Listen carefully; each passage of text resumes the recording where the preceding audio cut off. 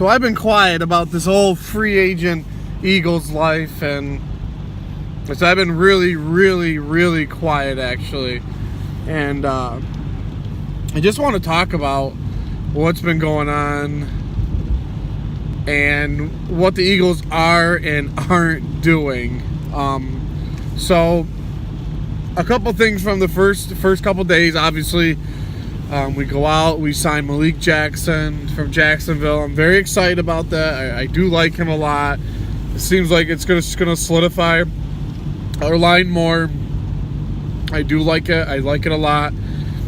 And then you do the Brandon Graham extension, and then all of a sudden it kind of just dies. We kind of just dies for a little bit. And the Eagles, you get reports that the Eagles go ahead and go get Deshaun Jackson back. So the Eagles go ahead and get Deshaun Jackson back in free agency, and we trade away a pick this year to get a pick next year, and it seems like all is happy in the world of the Philadelphia Eagles. But then, then I'm sitting there and then nothing is happening. Nothing is going on. And I'm very upset because usually the Eagles make such a big splash in free agency. We're doing so well. And, nothing really happened. Nothing happened. There was no talks. There was no rumors. There was no nothing today. And I just want to clarify that I'm just so over all these people saying that, oh, there's a giant move coming.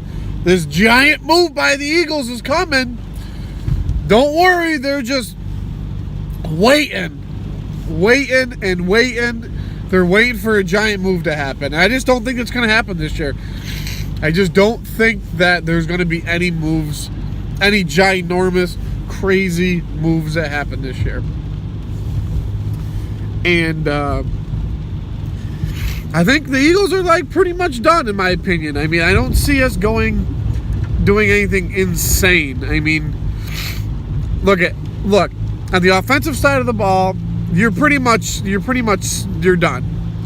I mean, aside from running back, but we'll get to that. But you re-signed Jason Peters to a 1-year extension to hopefully he doesn't get injured to another year to solidify Carson Wentz on the line. You signed D-Jax. For some reason, you keep Nelson Aguilar and pay him his $10 million in guarantees. And you do nothing with Golden Tate as of right now. And it could change by tomorrow.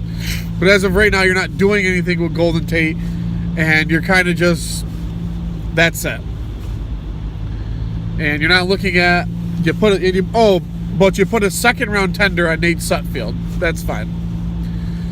On the defensive side of the ball, you go out and you get Malik Jackson. That's fine. You go and sign Brandon Graham. That's fine.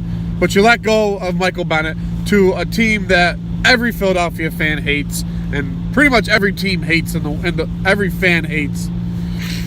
And you sent him to the Patriots, which to me makes absolutely no sense. You should have just tried to keep him because he would have made this team that much more better, because it just should have happened.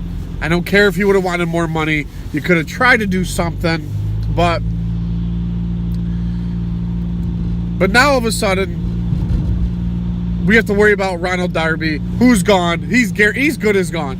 It's fine. I don't care if Ronald Darby wants to go sign with the Chiefs. I don't care if he wants to go sign with somebody else. Okay? Ever since Ronald Darby was in Buffalo, okay, Ronald Darby has just underperformed at his position. Okay? Yes, he had a decent year a couple years ago, and then last year he tore his ACL. Okay, but if Ronald Darby wants to go get paid $13 million to go play because the Chiefs just released Eric Berry, that's fine. Let him go do that. I don't care.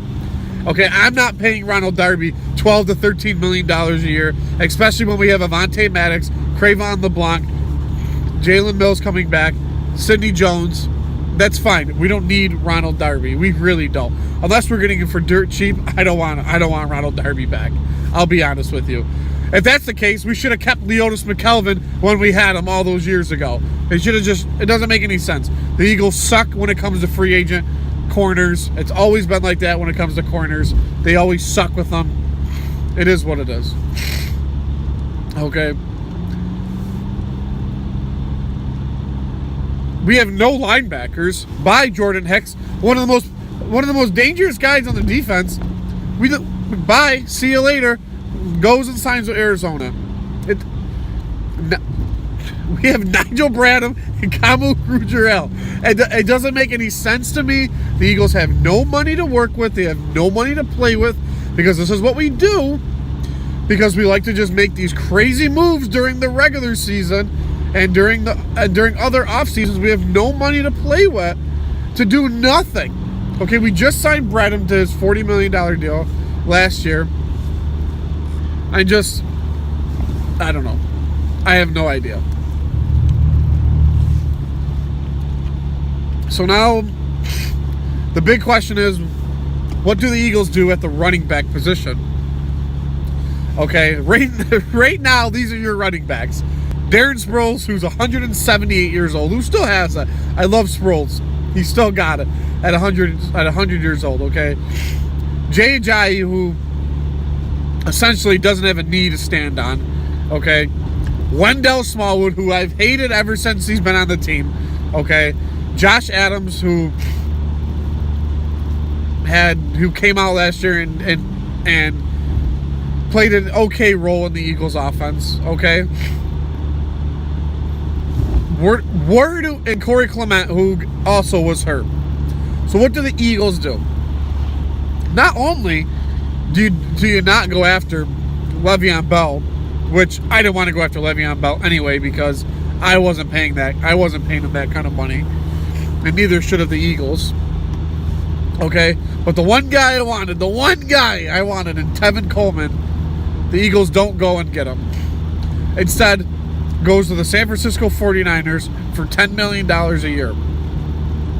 Now, $10 million a year, how could the Eagles not even try to do it? And regardless, I don't know what's going on in the Eagles locker room. I'm just a guy in front of a camera bitching on YouTube because I'm allowed to, okay? But you can't tell me that Tevin Coleman didn't get fucked over in this situation, okay? They signed Jerick McKinnon to a monster deal last year, okay?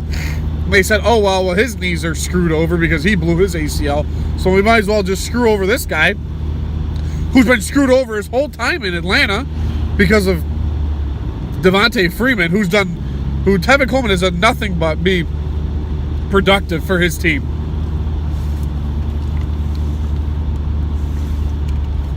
Jay Ajayi is as good as gone. We're not going to re-sign him. The Colts are going to meet with him, or he'll go somewhere else, and the Colts will get him, or somebody else will get him because we're not going to pay him.